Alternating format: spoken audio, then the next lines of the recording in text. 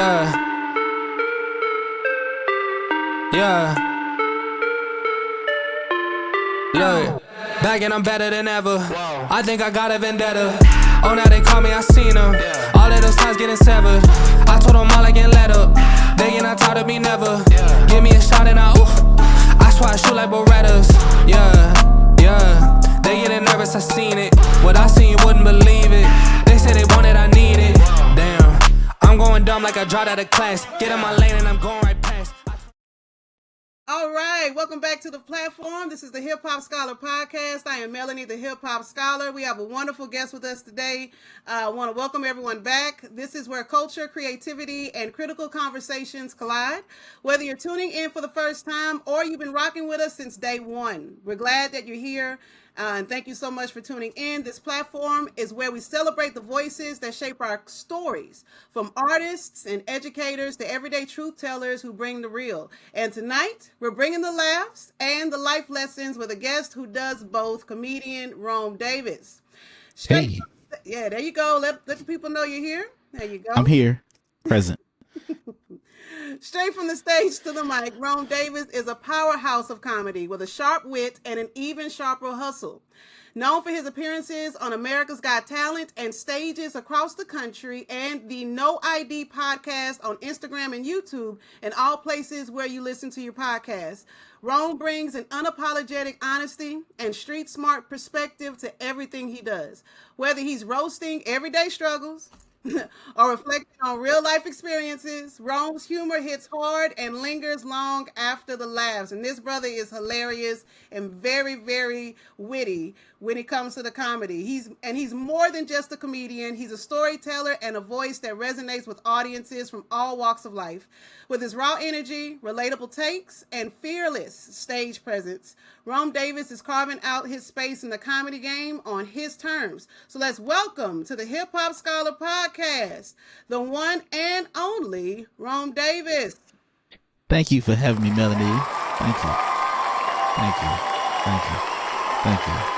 Hey, I don't know where you got that bio from, but let me tell you something. You almost talked the boxing draws off of me. I was like, God damn. I hope you send me a copy of that shit, because I'm about to put that on every application to these festivals. Like, Well, I want to definitely give you your flowers. Thank you so much for joining me on the Hip Hop Scholar. Also, to shout out to you and your podcast team that you all are celebrating the 100th episode yeah.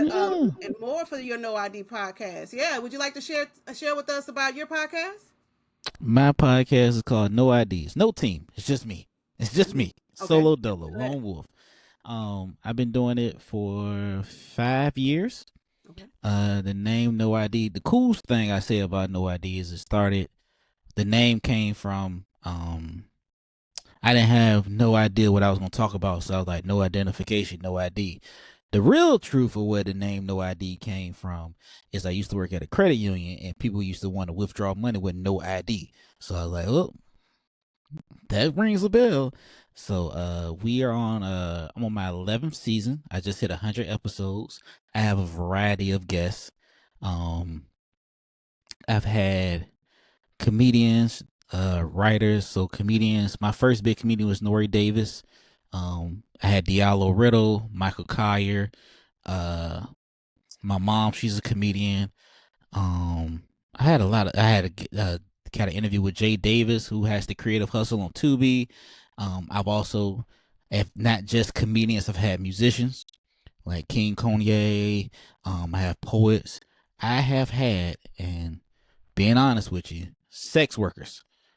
Sydney Star. I had transgender sex workers, dominatrixes, foot fetish models, porn stars. So it's no ID. We have no identification. We do whatever the hell we want to. We talk about dating. I could talk about whatever I see or whatever I want to on that podcast. That's the benefit of it.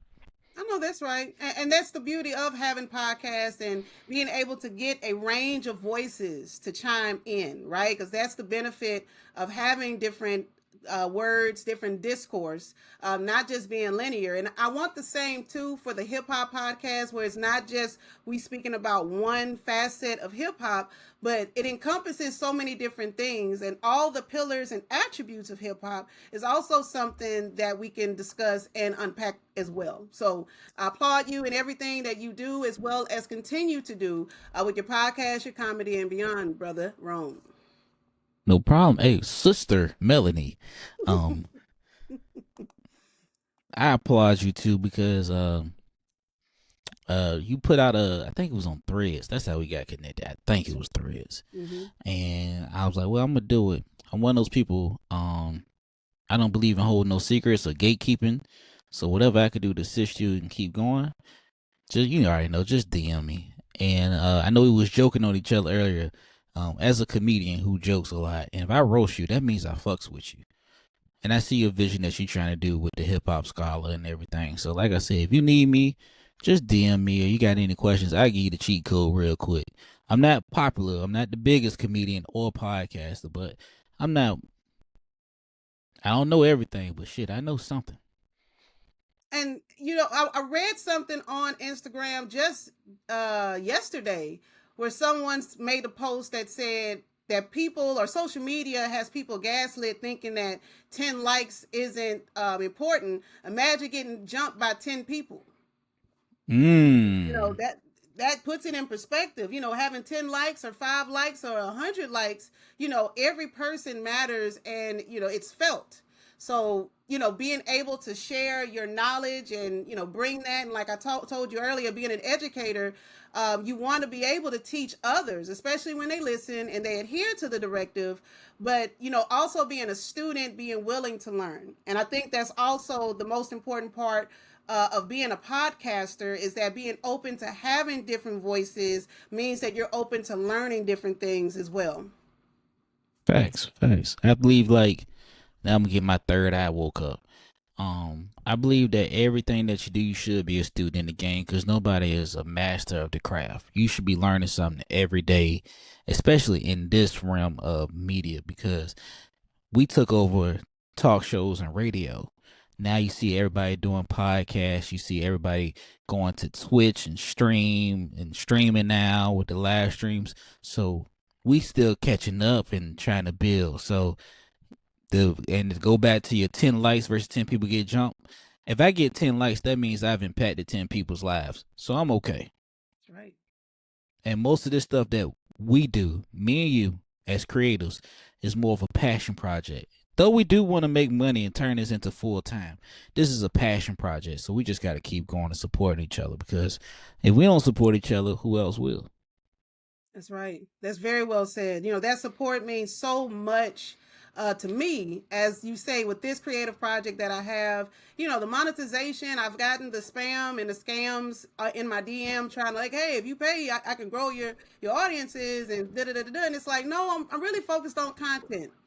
You know what I'm talking about. You get that, hey, they do a Motherfucker. screenshot of your profile and I can help you get money if you pay this money. The motherfuckers got 13 followers and following 5,000 people, and it snipped everything up there, and they always end up in the request box for your DMs. Hey, send this here. This the shit I had got. I think somebody tried to pretend they was Carlos Miller from the 85 South show, and the motherfucker did not forget. He was on Facebook. He forgot to change all the pictures on his profile. He got one picture of Carlos Miller like this, and everything else is him. I'm like, bro, no.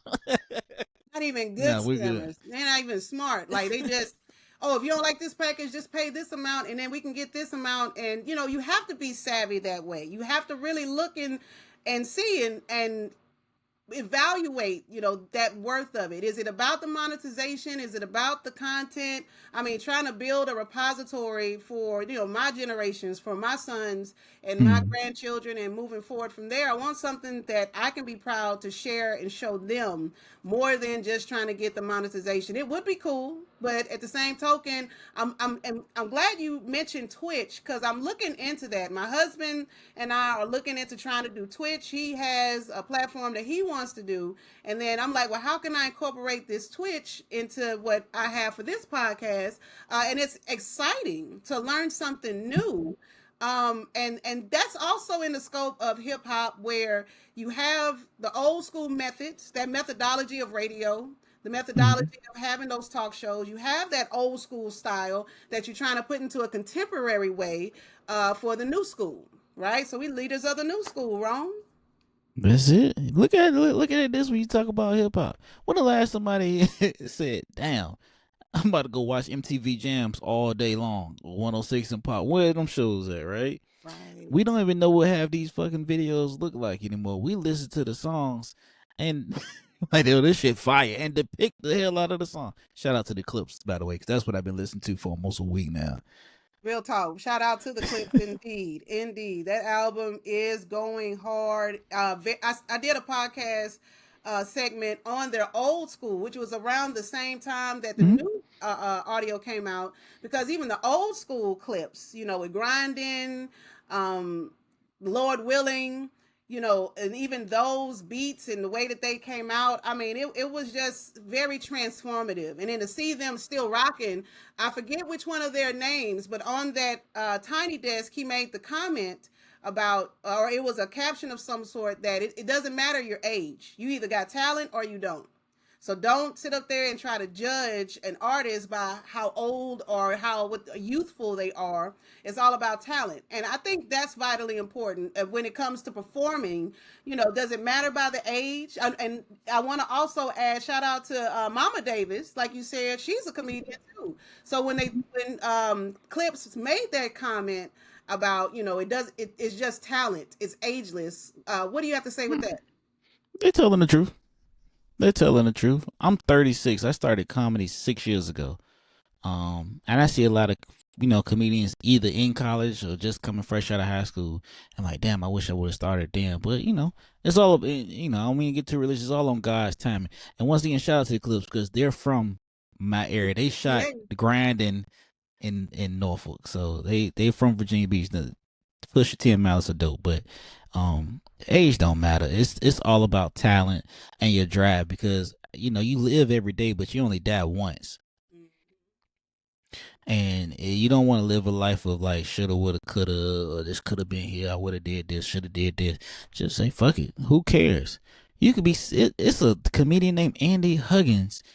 Um, this guy literally comes up to the stage with a walker, and I got a best friend that do comedy. We call him OG Herm. OG Herm is almost 70 years old. He been doing comedy about 2 years. So it's just talent. It's just talent and God's timing. That's it. It's not. that's right. And never giving up, still having that tenacious need and drive for that inner child. Because when you see someone that may have wanted to do different things, because even for myself, I talk about hip hop because at one point I wanted to be a hip hop artist. I was a hip hop artist. I did underground hip hop in the city of Houston. Yes, I had a mixtape. I used to perform in different places around Houston, Texas. Yes, indeed. Yes, I had the stage. I had the stage name Cayenne Laredo, and it was fun times, right? But at the same time, I had a family. I had two sons, and I had to choose, and a teacher, so I had to choose between, you know, uh, fostering this hip hop track and life or going to work, taking care of my kids. And so I chose what was most important to me at the time. And now I'm a lot older than you. I'm not going to tell you my age, but just know I'm older than you. Yet being able to get back into what has always been in me and be able to talk about hip hop in a very literary, academic, scholarly, but also keeping it real way, right? You can have the book smarts. I have my degrees and all those different things, but also that street cred, and I think that's what's most important. That's what made me, is that I tell my students sometimes, that a lot of my old jobs, whether it was being a performer or being a waitress, working at Walmart, that's what makes me a great lecturer or a great professor, because I'm all about making certain that people understand and learn the material to make them grow. So, and that's the grassroots of it all. Thanks. I tried to be a rapper my damn self. Um, What I was your used to love stage the movie name? Untouchable J. Okay. Okay, because my stage name is wrong, but Jerome is my government. And I got the name from watching State Property, and Jay Z's name in the movie was Untouchable J. Now, did I have a mixtape, an album? No. Could I rap? No. I didn't know what to rap about. I grew up in a two-parent household with love. Okay, I'm not for the streets. I never sold drugs. The most I've ever did was get prescriptions from my grandparents from the grocery store. I'm not that guy. I'm not that guy. I stick to the jokes. Okay, I'm good. I'm good. But also though, like even that one, maybe you were writing. Did you try writing some lyrics or freestyling? Like what was your stick when you tried to get into the hip hop game? Breakdancing Listen, maybe? no, I ain't no break dance. I ain't my I got a point on my head. My head is not shaped for that. All right. My I was watching 8 Mile. Hmm. I thought Lotto was the won that battle, so I was like, "Oh, that's gonna be me." I was like, Okay. "Oh no!" And we was freestyling at the cafeteria on lunch, and I mean, I won one, but I got demolished so damn bad. I was like, "I'm good." Like they came back, you going to get your rematch? Nah, man. Hey man, I gotta go to class. It's lunchtime. Oh man, I'm gonna eat lunch with the teacher today. You know what I mean? So I don't even know what he said. But It's all good though. it's a lot of emotions though in that lunchroom with that hip hop. I'm so glad you brought that up. That old school lunch beats, somebody doing the beat on the table, and that's really like clips. Going back to clips, people that didn't grow up in that age range, and when that song first came out, grinding, like that was the beat that everybody was playing Hmm. on the lunch tables, right? And then that stage presence, right? Do you think that having that experience with even trying to go into the freestyle cipher, do you think that that helps you in your stage presence now as a comedian? Uh, the performance part, yeah, but like as a comedian, it's still like battle rap. So it's always a setup. It's a punchline. It's a tag. And you gonna try and go for like with battle rappers, they try and go for the meanest shit, most diabolical shit they can say. We go for the funniest shit, or we try and go diabolical. We still make it funny. So like with the performance part, like even if you see me holding the microphone, I'm sorry, this is how I hold it when I'm on the stage. So this is a habit. So Mm-hmm. we try it. Yeah, it helps, but with comedy it's a little different because we actually trying to make motherfuckers laugh, not make them upset. Sorry, I don't know why this guy calling me on Instagram. He was supposed to interview me at like 5 o'clock today. Stood me up like two goddamn times, and I'm like, nah, ain't no, don't keep calling me now. Don't get blocked. Right. Right. So Honor that time. Honor my time. Honor your worth. I know that's right. I appreciate you again for making the time to talk with me. When we think about those two, so hip hop and comedy, what they do have in common is this storytelling element. I distinctly, when I saw and went through your profile, I'm not stalking you, right? Because we're it's followers okay. on each Yeah, other's okay. Instagram.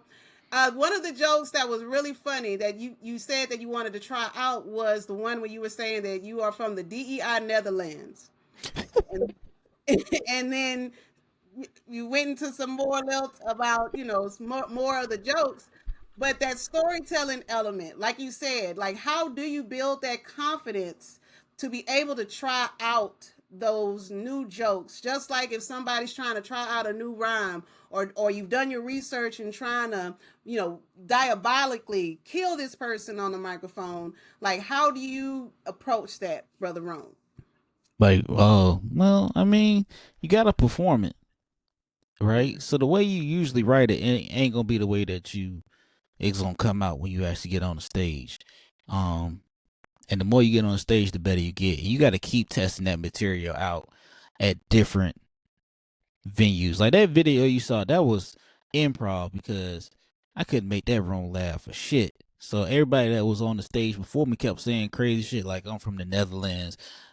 Another guy was like, "Yeah, I masturbate." Another one was like, "Yeah, I'm on the offenders list." So that's when you heard me just like, "Well, since you guys ain't laughing at some of these jokes I'm telling, let me just go ahead and go fuck with whoever I'm cool with that went before me." So it's just a matter of just like one confidence, Mhm. believing in the joke, and just performing and writing. You gotta like I'm gonna show you before we get. A matter of fact, I'm gonna show you something here because I'm. By all means. Yeah, as an educator, I want to see the writing, of course. Would love to do that.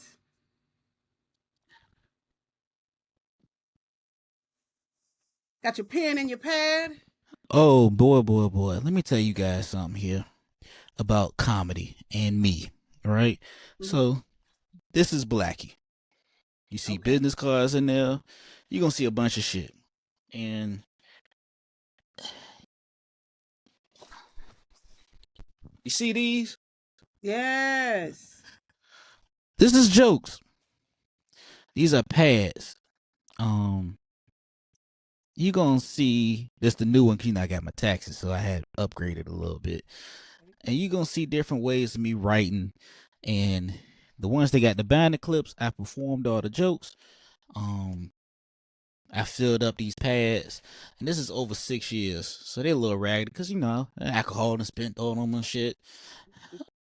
And this is what we do. So you just gotta go up performing and write. Like all these jokes I haven't told them the same way I wrote them. Cause in my head I'm like, oh, this sounded fire when I wrote it down. But when I get on the stage, I'm like, oh, this sounds better. So I mean, you just go on there with a little bit of confidence, a little swagger, and you trying to find a way to make the joke universal. Just like that grinding beat, where it was so universal, it was simple, but it was so smooth. Like we was on the lunch, boom, boom, grind. That's the same approach that we take. So that's it. That's I appreciate that for you showing that, because when you brought out Blackie, when you brought that up, it reminded me of maybe about 20 years ago or so when we had burn CDs and you had the like UGK, they were selling CDs out the back of their trunks of the car.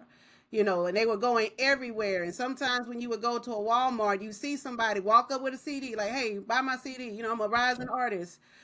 Even at the shows, people were passing out business cards and everything. And I mean, it just that hunger of wanting to showcase your talent and to showcase what you have. I mean, the brilliance of creating something and then wanting to share that with an audience. I think that's where one of the many ways that hip hop and comedy and even education align with each other is that you do take the time to write and to create and to ensure that the audience understands where you're coming from, and then you try it out with one class or you try it out with one show, and it may or may not, or it could be the one thing that makes you go viral.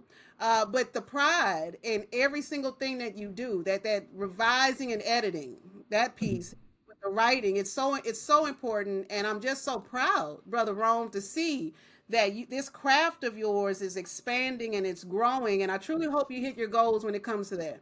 Sincerely. No, well, thank you, Sister Melanie. Um, I'm glad you brought up blank CDs. I remember somebody sold me a CD ain't had no goddamn music on it. I was like, I paid. I was, yeah, he, he got me in the mall. He got me in the mall for $10, and I was like, oh, okay. I go put the bitch in. It was like no track found. I'm like, oh. Then the crazy thing about it is, I see his dumbass on the strip, and he was doing this. Hey man, I said, yes, yeah, I put my CD for me about 2 months ago. He's like, oh, how you like it? I'm like, bro, it was nothing to like. And then he ran off. I'm like, okay, I bitch. knew it. I knew he ran away. So, look at me. That's funny. That's funny. Now I'm laughing with you, not at you, Rome. It's Just okay. It's all jokes. It's all jokes. because Like you going somewhere, buddy. You got $10 out of me, boss. If but you was that just that use your evil for good. That's that hustle. That's that hustle that hip hop and that, definitely brings that real hustlers understand. No matter what your shtick may be, real hustlers understand the game.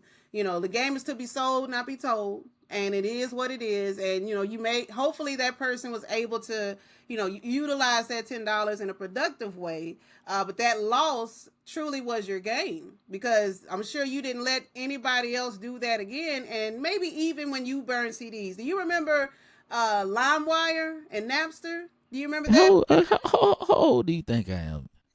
I know how old you are. I know you're Okay, younger than we me. had. I didn't have Napstar, Okay. but goddamn it, LimeWire boy almost got me kicked out the house so many goddamn times. You know how many computers I crashed? Yeah. Downloading the wrong shit. I tried to download a movie and it was White Girls with Asses Part 4. And this shit, Probably took 4 days to try to download it too. that bitch took a whole week. Then next thing you know, you play it. It ain't. Yep, Yeah, I not would even close. download albums off that thing. Them albums would not be in order. But I want to also, since we're talking about LimeWire, how do you think that transformed the game? Because, before we were able to actually burn CDs, you had to go to the CD store. And I used to work at one in my hometown where you have to actually go buy the music. You have to go in the stores to go buy the cassette tapes and the CDs. And then it went to being able to have the computers with the dial up internet for most of us. And you were able to burn the CDs. And then now, and now looking at us streaming, how do you think that transformed, music altogether, including hip hop? It sucks. Yeah. It sucks. Um, I miss the digital, not digital, physical media era, and that's just not even for music. That's for movies and shows too. Because, and I can cuss. These motherfuckers gonna try and charge me $19 to watch fucking Coming to America, and I'm like, this bitch been out since the '80s. So like, it sucks in that sense. It's convenient in our sense because we don't have to have that big ass CD binder full of CDs, and we like, damn, I don't want to listen to this more. We skimming through to find it, risking our lives to get to our destination. We're trying to get the mood for where we was going at. So like, I missed that, but I think Napster and LimeWire were blueprints for before it was Apple Music, Beats Music and Apple Music and Spotify and whatever other streaming apps and stuff that was out there. Because they was like, well, people are not gonna buy the physical copies anymore. They want to stream it, and that's when I like iPods was changing the game and stuff like that. But I do miss the physical. I miss going. I worked at Best Buy, so I remember on Tuesday an album would come out and you be pumped as hell to go see it come out. That's right. You Every be pumped Tuesday. as hell to every Tuesday an album come out. I think every Tuesday an album come out and the movies will come out. DVD, Blu-ray. Yeah. So I miss it, but it is what it is. That's that nostalgia. That's that, that back in the day when we was young, we're not a kid anymore. Some days Mm-hmm. I wish we were kids again. And there's a question that I always try to ask my guests when they come onto the platform. And since you brought up, the nostalgia of missing, the cassette tapes and the CDs, when did you fall in love with hip hop? What was your favorite hip hop song, and like where were you, or even how you listened to it? Like what, or maybe top five song. I was a big Wu-Tang fan. I was gravitated more towards old dirty bastard. Um, that was my guy, right? So when I first discovered hip hop, I had an older cousin. Lord bless his heart. Would ride around in a Ford Explorer, and on Fridays we would ride around. He would put on instrumentals and rap over the instrumentals. Now were they good raps? Hell no. He had a song. He was like, "Run, run, run." They tried to get me because my dreads won't done. I'm like, bro, you got a receding hairline, and I would make you laugh this whole podcast. I hope you get these numbers because I'm bringing my personality out. Um, it was I can't even think of the name of the song, but it was second album, and it was at the time it was the most expensive music video out there. And I fell in love with Wu Tang. Now ODB when he put out shimmy shimmy ya shimmy, and then he had the song with Praz and Maya, and I just loved Old Dirty Bastard. And I didn't really discover, because Jay-Z is my top rapper, I didn't discover Jay-Z until Blueprint 2. And then I was with anybody, I just kept going all around his catalog. But Wu Tang did it for me. Wu Tang, Old Dirty Bastard specifically, did it for me, because I feel like I'm the old dirty bastard, the Osiris of this comedy community. Like I'm the wild child, but I got a bunch of fucking talent out there, and people like, well, we know he wild, but this motherfucker can spit. You know what I mean? So ODB was my guy. My cousin put me on the Old Dirty Bastard, and I fell in love with him, and it was because of his name at first. And I'll give you a funny story. I was actually hurt that I did not get to meet him.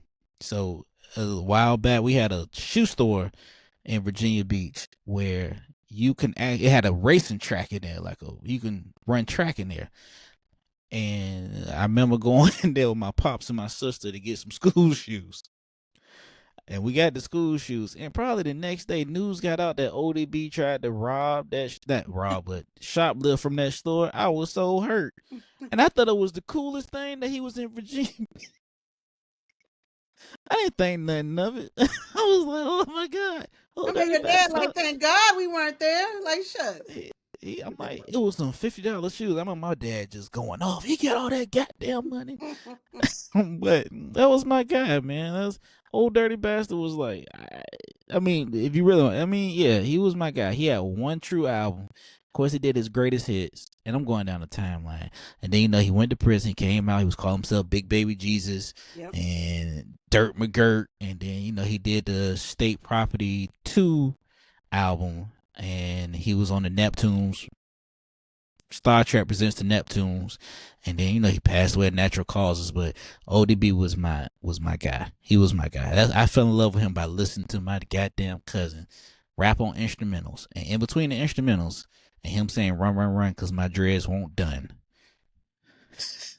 That is a dope story. Those are some great hitters because ODB, one of my brothers, that was his guy. Like the whole presence of it, shimmy, shimmy, y'all, shimmy, yeah, shimmy, yeah, and all that. The vibrato in his voice, the way his hair was, and he just didn't give a fuck about how he would present himself, and that's what made him, known, right? And mind you, ODB had many children.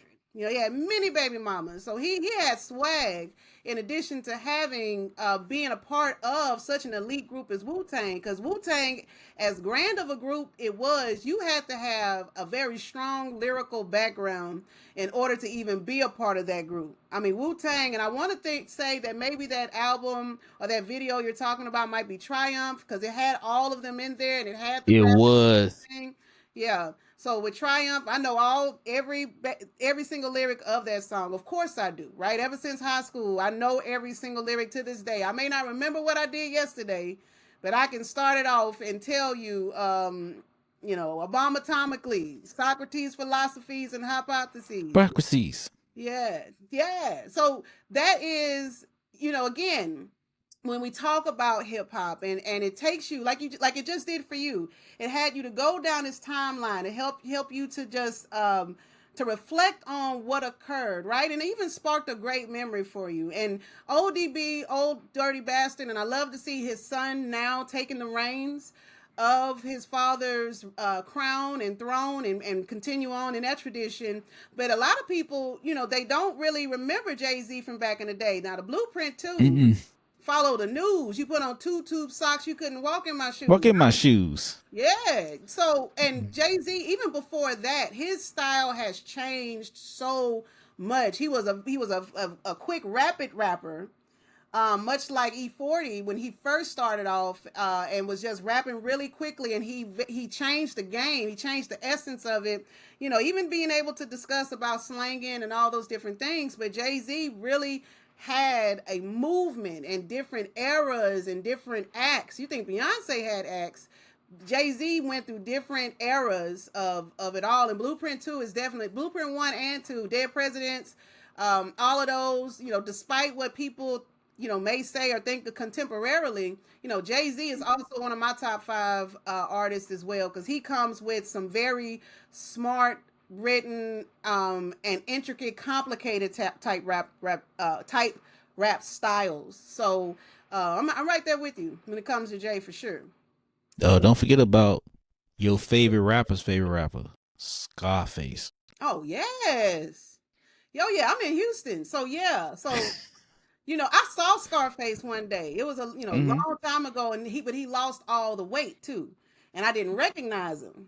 And then when they was like, "Oh yeah, this is Scarface," I was awestruck, like, "Oh man, that's Scarface." Because back in the day, like you said, my brother, I have 2 older brothers, and my oldest brother Jason, he had about 5 of those CD books, and he would risk our lives trying to drive, and no, give me the other one. Turn around, give me the other CD book to try to find those, but Scarface was in there. Scarface is definitely in there. Never seen a man cry till I seen a Don't man. see the man die. Yeah. And that those that's just like not only a part of my childhood, but a part of identity. Like when we talk Mhm. about hip hop, it for a lot of us, and really all of us, it helps us to create and identify ourselves. Because when you think of Old Dirty Bastard and you think about your persona, right? Like explain a bit more or expand a little bit about what part of ODB do you try to hone in on to form your identity, or any rapper for that matter. Never switched up. Have you ever heard any of those stories? Like when I think it was Raekwon and Ghostface Killer was on Drink Champs. Like if Wu Tang got an interview out, somebody from Wu Tang, I'm gonna listen to it, right? So they was talking about like the first Ghostface was like, yeah, the first time I met him, ODB, I was eating a sandwich, and he said, yo, let me get a piece of that, God. He gave him a piece, and I was like, man, this man ain't never changed. He's never changed. If you saw what he did when he jumped on the stage, him, my favorite one outside of stealing the shoes, of course, was going in a limo to get a welfare check. Mm. Yeah. So he did not give a fuck. He was like, I don't care what you think about me. I'm still me, right? I'm talented as hell, but I don't give a fuck what you guys think. Like I'm in my own world. If they fuck me, you ain't gotta fuck with me. You know what I'm saying? Like it's my world. You just live in it. So that's like an aspect that I have, right? And he was the most main character, outlandish. I don't know this new sayings of the whole Wu Tang because RZA, GZA, Inspector Dat, Raekwon, Ghostface. Uh, goddamn, I'm missing somebody, but it's all right. This shirt tight as hell, cutting off circulation, and you got your fan in the background. Uh,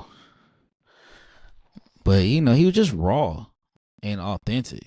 Jay Z was fast when he first started when he was with Jazzo, and Big Daddy Kane was similar to he was similar to Big Daddy Kane, and then Jay Z started he was independent. He did it on his own, and he was big time. And Jay Z, the crazy thing about Jay Z is, in any era that he was in, he wasn't number one, Hmm. but he's legendary, right? That's well said. He's never was number one, but he was always legendary. Even with his Kanye West era, when him and Kanye was the better lyricist. Everybody said Lil Wayne was better than him. Now they saying Jay Z ain't got no hits. That's a fucking lie. Right. Right. Jay Z is 55, 56 years old. What the hell else can this man rap about except for high blood pressure and going to work, making billions of dollars a year? Who the fuck cares? But like, he's never been number one. But like, he has some strong competition. I'm rambling too. I apologize. You're not. You're not. No, everything you're saying. I mean, when you talk about Jay Z, that last album that he did with Beyonce, 444. He was talking about trying to put people to game. What's keeping black people away from being great is credit. I mean, he is exhausting all of the different topics that he could absolutely discuss and talk about. But I appreciate you taking us there to discuss that legacy that he has and that he brings. He just did the show out in Atlanta and in Paris for the Beyonce tour, and people have lost their minds, right? They may talk about people, and that's something that this generation, this cancel culture, where people may have a negative connotation, but you still want to see me. You still want to even be a part or on that pedestal as that person. And so reframing that mindset of, if you have haters, then that means you're doing something right. And the only reason why Jay-Z wasn't in that number one spotlight was because, people tried to hold him back, but he's still legend. Kanye West, even though I like more the old school Kanye than the new school Kanye, Kanye also has his legacy. Lil Wayne has his legacy, has a very ingrained legendary status that nothing and no one can change. So no, you're not rambling on. You're talking to someone that is a historian and grown from the grain when it comes to hip hop. So please continue on. Please do so. Like when the Reasonable Doubt came out, what, 96? Yeah. So if you think about it, around that 96, you had Pac and Biggie. Yeah. Right? You had Pac and Biggie. DMX had 2 number 1 albums in a year. That was what, 98, 99? 99 and 2000 was Cash Money. Yep, No Limit Cash Money, The Rise No of Limit Cash. UGK is in there too. Yep. No Limit Soldiers. Who can fucking forget what Master P had done? Like, you can. I don't give a damn how much corny shit Master P has put out. As far as his products, like the Money Outers, the shoes, the cereal go hard though, all that stuff. You can't take away what Master P did what the Wayans did in comedy. Once one family member got on, we all got on, right? Yep. And he said, "I'm gonna." He bought Snoop Dogg out of his contract with Death Row. Saved his life, actually. Saved his life. Did you see the BET? It was like a documentary, biopic documentary that came out like maybe like 2-3 years ago, and I was locked the fuck in with this documentary because Master P said, "All right, I know, like this. You gotta think, Master P played NBA. Master P had action figures out. He was doing movies, television shows. He even had, and I know people gonna think I'm reaching, he even had a sex line. So he had a call girls. This is before you can FaceTime and do all that weird shit. He had 1-900. Yeah, he had a 1-900 line, right? And then he saw where it was going. He was like, well, he saw the rise of Bow Wow coming up. Cause we had Chris Cross and all that stuff. He saw the rise of Bow Wow. He said, well, shit, I got a son. Lil Romeo. People don't know Lil Romeo also has some speaking parts on one of Master P's albums. He put Lil Romeo on. Gave Lil Romeo a show on Nickelodeon. Came out with a clothing line. The whole show had that P. Miller stuff onto it, right? But we forget about that culture impact. Jay-Z, he was doing movies for a bit. I think he had a movie with Mark Wahlberg. It was so horrible. But anywho. But if you look at they did the state property stuff. They got a movie called The Woodsman. Rockefeller Films got a movie called The Woodsman with Kevin Bacon in it. And I'm a movie connoisseur, and that's a great movie. And Mos Def is in it. I can't forget about fucking Mos Def. Can't forget about that. You can't forget about Mos, right? Yeah. If you're talking Common, you can't forget about Talib Kweli, the whole Black Star movement. You can't forget about that. Queen Latifah. Goated. Queen Latifah is the most dangerous person in the world. And I mean, I'm not talking about like physically. I'm talking about talented. That's right. Queen Latifah raps, she acts, and she can go in any role, whether it's action, drama, horror, biopics, sitcoms. Will Smith is another one too, but Queen Latifah sung opera. Yep, sure did. Queen Latifah sung opera, right? Will Smith has numerous films out there that's great, right? 6 Degrees of Separation, Enemy of the State, Pursuit of Happiness. The list goes on. And he's like, man, he just put out an album and cussed on it for the first time that I think of. And I'm gonna keep it real with y'all. Y'all sleep on that album because it's Will Smith. That album was pretty fucking good. Yeah. Will Smith, when His he look, started back in the 80s, was and is that legend. No matter what he does now, he's definitely. I appreciate you saying his name. I just want to throw in there as well when you talk about rappers and actors. Guinness Book of World Records has Kid and Play in there as well. you gotta put them in there. Yeah, House House Party, Party. 1, 2, 3, 4, 5, and Class Act. Those are phenomenal as well. Yes. No, I'm gonna keep it real with you. They should have stopped after House Party too. Yeah. There. But they had cartoons. How can we forget about Bay Area legend MC fucking Hammer? Oh yes. Oh yeah. Pumps in a bump. Hammer man. Hammer time. Ooh. Do Yeah. y'all know that MC Hammer was signed to Death Row? Yep. All these thug stories right here. MC Hammer had goons. MC Hammer was that. What? MC Hammer had action figures. He was a superhero cartoon. He had shoes. He had it all. The only reason, and I'm getting this off my chest, the only reason why MC Hammer got put out like he was, yeah, he was helping out a lot of people because he was trying to take everybody with him. But a lot of the gangster rappers, like your Snoop Dogg's and Easy E's and Dr. Dre's, they did not like the fact that he was commercial. Right. Fast forward 30 years later, Snoop Dogg got a cooking show with Martha Stewart and a cookbook. Gospel album, children's stories, children books out. But you mad? You was dissing MC Hammer back then, and MC Hammer ran with Tupac and punked the shit out of Suge Knight. So you, if you, I wasn't there, but you hear the stories, and more than one person says it's true to me. So yeah, I forget that, right? And then who's a comedian that's a rapper? Because a lot of us try that rap shit. I ain't gonna cap to you. I'm gonna put it like this, and this will be probably my last one. One of the greatest entertainers in the world, and people can debate me on this, is Nick Cannon. Very versatile. Okay, Nick Cannon has been around since all of that. We talking about 99, 2000. It's 2005, 25. Yeah. Right? We talking about multiple movies. You're like, oh, he did Drumline. No, Nick Cannon got some movies out there that we don't see because they always like Sundance, Tribeca. He got a movie called The Killing Room, and I recommend you go find it and watch it up. It's a psychological thriller, and it's really good. He has albums out there. He is naturally corny, but he knows how to get to his bag. He has, I think, 2 or 3 specials out, multiple albums out.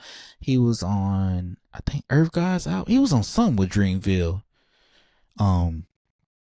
Wild and Out, and he's putting everybody on. He's taking your social media stars and your battle rappers and putting them on national television, syndicated television. Some of y'all feel like Wild and Out fell off after Cat Williams and Kevin Hart was up there. Now that shit got better when they took it from MTV to MTV2. That was like the best period of it. That was prime time. So like Nick Cannon is probably one of the greatest entertainers out there. Most versatile entertainers out there. Now this man got talk shows and podcasts. He's producing and writing. And if you're a comedian, you need to study the blueprint from him. The person that put him on was Keenan and Kel. Right? Yeah. Eddie Murphy is goated. But, Keenan Ivory Wayans put him on. So did John Witherspoon. John Witherspoon was Broadway before he even got to Pops, Pop, Pop, Pop, Sugar Pops. David Allen Greer. David Allen Greer is a Shakespearean trained actor. Yeah, comedian as well, too. So it's a versatile round. It's a versatile thing. Right? Yeah. And with the whole Eddie Murphy situation, you had Keenan Ivory Wayans, John Witherspoon. They was putting him on. They was like, man, so one of us gonna make it's gonna be Eddie. Right? They put out Hollywood Shuffle. If you're an entertainer, watch Hollywood Shuffle. I put out Hollywood Shuffle. That's a dope fucking movie. Right? Robert Townsend. We forget about Robert Townsend. We keep talking about that funky ass Tyler Perry. Excuse me. Robert Townsend did it first. He was the first to do it like Tyler Perry's trying to do it. He was the blueprint for sure. Tim Reed was the first one with the studio. And that's the father from Sister. And they freaking around Virginia. So you see those people up there. You gotta give them their flowers. You gotta know your history and break down shit. Hip hop and comedy go so well with each other. It's crazy. Yeah, absolutely. Because to add to that, and keep talking. Like I don't want you to I ever got you. think that you're over talking or that no point. All of that is rich, intellectual, scholarly type history. Even when you bring that up, the Martin Lawrence, bringing in the comedians Mm. in there too, and being part of those house party movies. I'm also thinking about with comedy with the Dave Chappelle and how he also brings in hip hop artists and does these concerts and does these types of uh you know free concerts even for the people. And Mhm. so comedy, much like hip hop, it's about keeping it real. It's about the struggle, being able to last through the struggle in a most positive and optimistic way. So it all blends and shows off that versatility. Now, when you were talking about Nick Cannon, I was like, well, another versatile person, but he's not a performer per se, but a rapper back in the day. Now, back in my day, I don't know if you remember Shaquille O'Neal when he Oh used to yeah. rap back in the day with Can we Fushnik. go up? What's up, doc? There you go. There you go. That's right. And this want to, like, why do you think that hip hop has so much versatility to it? Like, it's not easy. Just as you talked about at the beginning to be in there, but people will go in and out and use that for so much. Like, why is hip hop such a mainstay when we can talk about comedy, we could talk about the cinema, we could bring up Broadway, we can bring up the stage and opera. What makes hip hop so versatile like that? It's a drug. The Hmm. art of storytelling. It's the art of storytelling, right? It's the art of storytelling. Everything is the art of storytelling. Everything is hip hop. Yeah. Just think how synonymous hip hop is to the goddamn Wire, Right. Empire, Hmm. Power, The Sopranos. Pusha T said this thing one time. He said, I was trying to do a new album. You know that little laugh you got? Hmm. He Hmm. said in the interview that Pharrell told him he needed to watch The Dark Knight. Oh, yeah, the Joker with the And he Joker got and Batman. with Heath Ledger as the Joker. So it's synonymous to it. We pick up those personas from everything. Jay-Z's Reasonable Doubt, most of his videos was like Godfather, Scarface type aura to him back then. You guys gotta look that up. Um the lyrics paint a picture for us as a listener. Just like those past paint pictures for you guys to laugh. Those lyrics paint visions as well too, Yes. right? Yeah. So it's a powerful thing with this with this microphone, and people don't realize that. And hip hop just is a storytelling. If I want to make a movie about drugs, selling drugs, I probably go back and listen to some.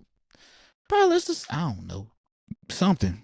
Hell, Yeah. look at Kendrick Lamar just got nominated what for 4 Emmys for Yeah. his halftime performance. Yes. Look at the visions he did with that. It was cinema. Yeah. It was cinema. Though Very he much. ate Drake ass up for the been eating Drake ass up for pause. But turning Drake up for the last 15, 16 years, they've been cussing each other out and we just not realizing it. Yeah. Yeah. So it's just you gotta paint you paint pictures. You paint a picture using this microphone. You paint a picture with your words, man. And hip hop is the nucleus of a lot of shit that goes on. That's So right. And it's so important too. I had stated before in a podcast, but this is in the song with Eminem and Jay Z and Renegade, where Jay Z comes on mm-hmm. and says, "Do you fools listen to music or do you just skim through it?" And I fear that many people are only listening to the beat, they're only listening to the chorus, but they're not getting that storytelling. They're not understanding that traditional grit storytelling where you're learning a lesson, where you're actually able to identify exactly who you are, who you're meant to be, through the music, through the beats. Like it's all coalesced together. Like it's not just separate to one another. Like you said with your cousin, he's listening to those beats because he hears something that inspires him, and he trusted you enough to be able to be so vulnerable and freestyle on that track. And that vulnerability of doing something new. I mean, you have, when you were talking about cinema, I was thinking about movies like Belly, where you have this very new age experimental type of, not only with the visual, but also with the music as well. The use of the music. There's just this way that is artistic, and I want that respect. That is the very much so the goal, is that respect of hip hop, not just for turning something on and listening to the beat, but also the richness of what it brings to any and every audience, ever, over time and in the future with it too. You're right. This new music now. This is why everybody was so happy, and I'm gonna use this example with Pusha T doing the "So Be It," and he came at Travis Scott, Mhm. right? And let me tell y'all something, man. When you get to a certain age, all that trap shit, I need some Tylenol or something, because I only listen to that mess when I go to the gym or when I come to work. I can't listen to that stuff back to back to back to back because my head start hurting. Next thing you know, I'm doing 55 in the 30, and I'm like, oh, I'm all hyped up with a headache. I'm trying to get home, get some water or something. But like it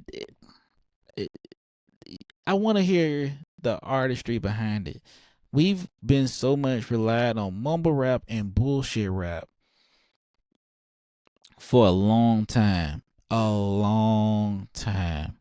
And we hear like I heard a snippet of a song, and I ain't gonna take away from nobody that's trying to, not trying, but pursuing their dreams and stuff like that.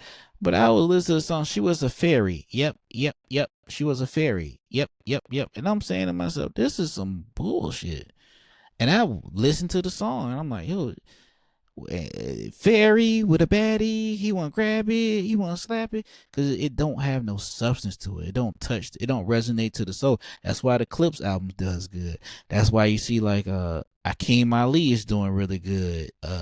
Rhapsody, No Name, J. Cole, Kendrick, right? Kendrick has been putting out consistent work since Section 80, Right. rigor mortis. So, it resonates a lot more. And I'm like I said, I'm not gonna take away from nobody, but bro, I don't think I want to wake up in the morning or chill out and listen to fiend, fiend, fiend, fiend. Like it don't make sense, man. It doesn't. And I remember in the intro on one of Kanye West's albums when it said only the real music's gonna last. And the rest of this is here today and gone tomorrow for sure.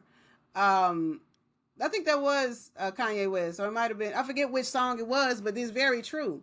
One thing that we see also, as a linguist, is that the recycled nature of how things that are old and vintage always come back into contemporary, right? We see that with Mm-hmm. fashion, we see that with movies, but also with music. And thankfully, we have artists like, for example, with Kendrick Lamar, he was inspired by Eric B. and Rakim, and that essence and style and methodology. And so using that as an inspiration, you're going to have people that are going to use, that old school to create that new school and then continue on to create something new. And I'm all for synthesizing, great things, greatness. We may not need another twerk song. We may not need another mumble song, but what we do know that the world needs is substance.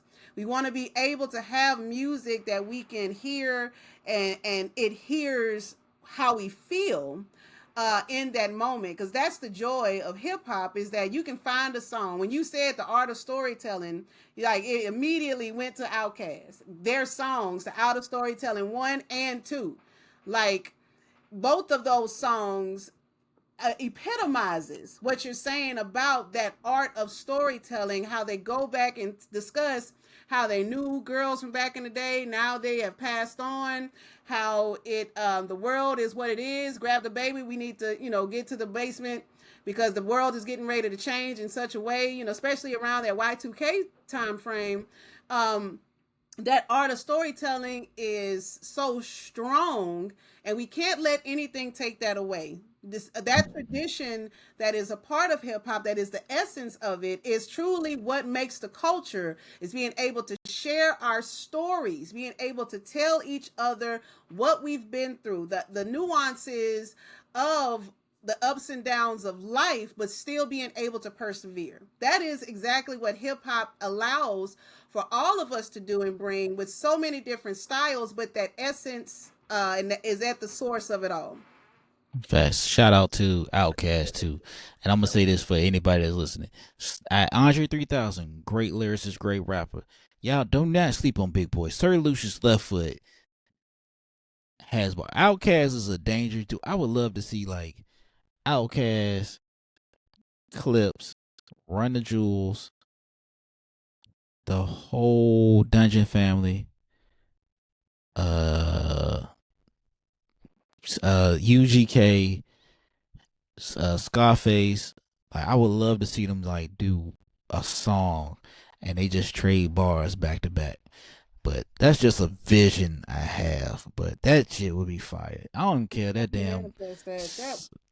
That's I don't care that damn song is 20 minutes. I would put that bitch on every show.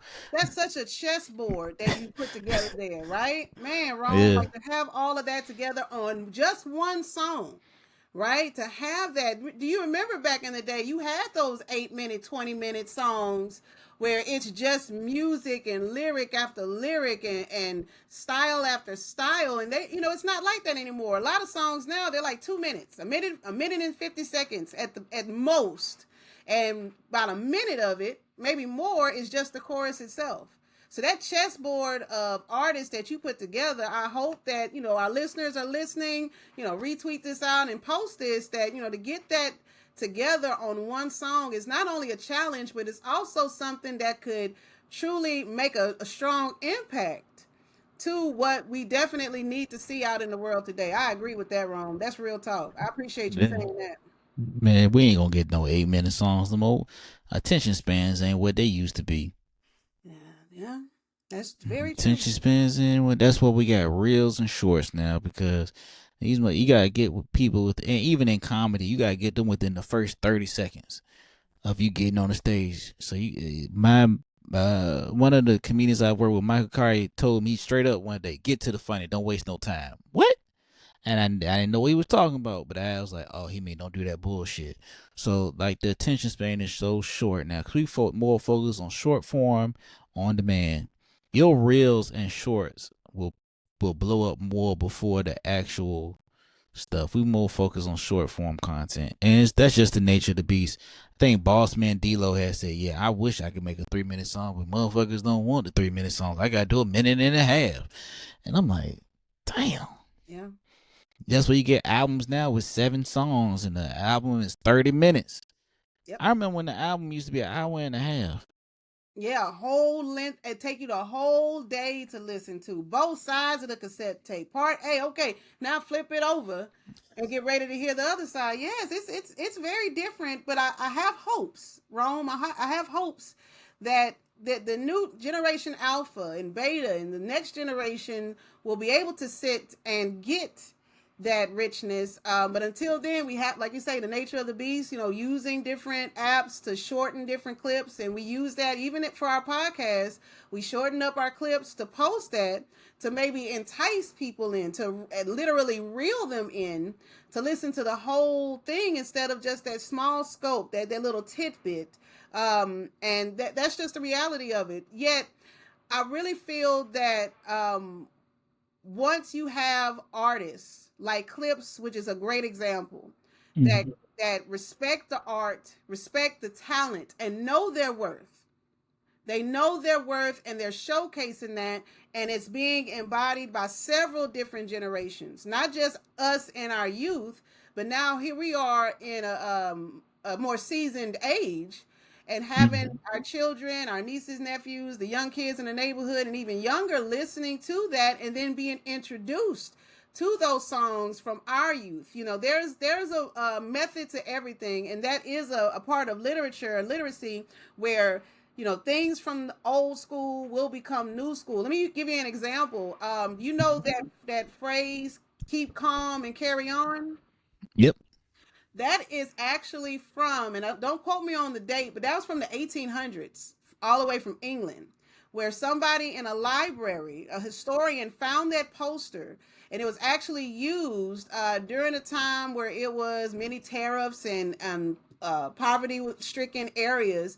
But the king and queen, the royal family, was telling the people, the townspeople, to keep calm and carry on. So that's nearly over 200 years old. That's nothing new. That's nothing that was created in the now, but the popularity of it 200 years later is where we find ourselves, you know, saying that as something that we always say. So, you know, the real is going to last.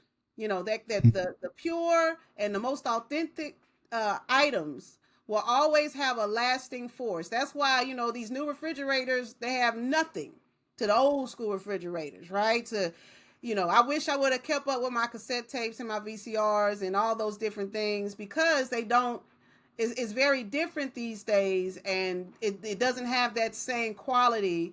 It's just about quantity and pushing it out there like a factory.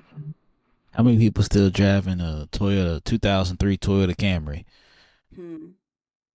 Right, so Right. it's all good. It's just the battle of the beast. You just gotta withstand the length of time, I guess. I still put out a podcast episode because I was passionate. I still put out an episode of my podcast. Um, I was cutting it down to 30 minutes, but I was like, sometimes, just like we doing, sometimes you just get them good ass conversations, and sometimes I get OG comedians up there or writers and people that I looked up to, and I'm like, well, fuck the audience. I'm here trying to learn something myself. So, That you part. know, it's cool. You know what I'm saying? It's I don't know. This new age and shit is this new age.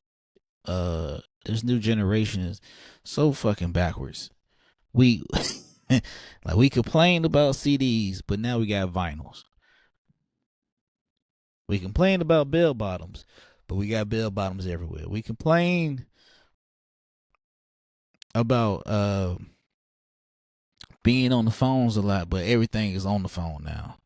We Right. complain about a lot of shit. So, you know, I'm just gonna be that grumpy old man that just sits outside and tell people don't step on my grass for the rest of my life. You know what I'm saying? We complain about a lot of stuff.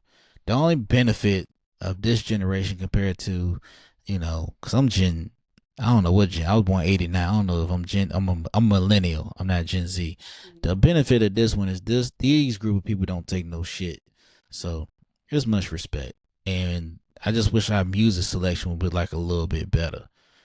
Um, when it comes to certain things. And the reason I keep shouting out the clips, I want to let people, not because they had an album come out, album of the year come out, not because of that, and not because we're all from Virginia, because I don't know them personally. I see Malice at the gym, and I get pissed nervous when I see him every time, because I remember when he was, you know, I remember when he, you know, the group went their separate ways. They still was cool. I remember the book and the documentary that came out, but like, it's been 15 years since their album came out. They projected to sell 90K independently. They stood on Morris with the Kendrick Lamar situation. They've never had a bad album at all. Never had a bad song. They just had a bomb ass Tiny Desk. They're not beefing with a bunch of people, and they're keeping it real with two of them. It's two brothers, and they like this. Everybody say they the smoking stack of hip hop. No, smoking stack are the clips of the cinema era. These are ghosts, but you know, I don't want to keep going on and on and on about it. But like, I have to give them their flowers, and I do have to give out what Boldy James had an album come out, great artist. Larry June had a great album come out that same day, and I just got off my Clips wave this morning. Now I'm on my Larry June and Bodie James era. And then I could probably end up going back to listen to the Four Tops or the Spinners or something. But I'm a hip hop historian. Not a hip hop historian. I just a fan of hip hop. I love comedy. I like how we all go one in hand with each other. I do need to get you on my podcast too, Melanie, to discuss it. You just gotta give me some time because I need to make sure that you align with them freaky ass guests I have on my podcast because you seem kind of humble. You know what I'm saying? And you was like me and my husband. I'm like, I don't want to get nobody in no trouble over there because I ain't seen your husband, but I know he can fight. Y'all look like Yeah, yeah. But maybe my husband and I, maybe we both can come on the show. I'm all for that's the fine. discourse. Yeah, I'm all for that. Yeah, I'm Gotta fine be with that honest. because that had a dominatrix of there talking about sticking something up a dude butt, and I'm sitting up here celebrating 100th episode, and you just so motherly and cool down there. You probably smell like shea butter and Jesus. The whole house probably got some sage just smudging right now. Look, if you look at that artwork in the background, that is African. That's the artwork that Killmonger stole from the beginning of the Black Panther. The flowers is puffed up. I'm sitting here in my old bedroom in my mama's house before I go home tonight, cause I was like, I had to come over here and do some work. So I'm sitting there talking about, hey, for y'all that didn't heard, I was roasting, but like I said, if I roast you, I really do fucks with you. She asked, do you hear the fan in the background? I'm like, hell yeah. She said, I'm old. I was like, black don't crack, but it do chip a little bit. And it was gonna stay on too. It's been on the whole time. Man, you alright. You know what I mean? I Yeah. had a little cougar joint that had a little talk about some she pregnant. I'm like, you gonna be my grandbaby mama, but it ain't shit over there. Think I might be pregnant. I'm like, ain't no way. Ain't no way. You gonna be my grandbaby mama? Ain't no way. If you pregnant, that baby gonna come out old with Werther's Originals. That shit ain't gonna come out no good. Stop. You gonna have butterscotch in your pocket. Pocket full of sucking saves. Oh goodness. Both y'all gonna be numbing down on some steak. Ain't no way in the hell. The fuck? Sorry, that shit pissed me off. I think I'm gonna be pregnant. I'm like, hell no, you're not. You're not. It's okay. It's if anything, I'm Chew shooting on this dog plan B. water. Shit, if anything, she can chew on a plan B. This Chew doggone on a plan B, and she'll go up to the kind of, ma'am, you can't be serious. it. No, ma'am. No, ma'am, come on now. Like, Oh goodness. maybe go wrong P. Go get some preparation H or something. Just calm the fuck down. All right. You mean Tell me preparation that. H? Wrong letter there, man. You wrong. Go down some more letters. I mean, nah, Oh fucking goodness. around. My bad. I'm getting off No, topic. not at all. Not at all. I love the comedy. I appreciate the time. Well, definitely, I am more than honored for you to invite me and my family on your podcast, the No ID podcast. We will definitely have to make a sequel when it comes to you coming back to the Hip Hop Scholar podcast. This has been a joy. It has been awesome. I thank you for all of your contributions and man, make all of your dreams come true, brother Rome. It's been real. Hey, Sister Melanie.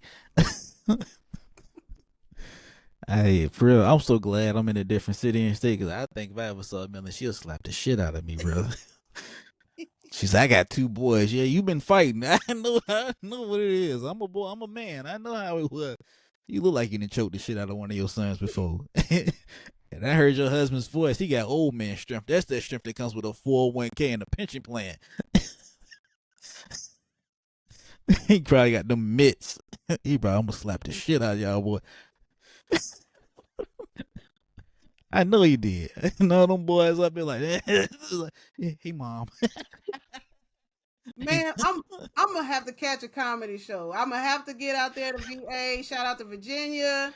Shout out to everybody that's in comedy. When I tell you, Rome Davis, this has been a joy. You have made me laugh from the gut, brother. Like, wow. This has been funny. This has been fun. This has been real. We're gonna stop it here and thank everyone for joining in with the Hip Hop Scholar podcast. We'll see you on the next segment. Y'all take care.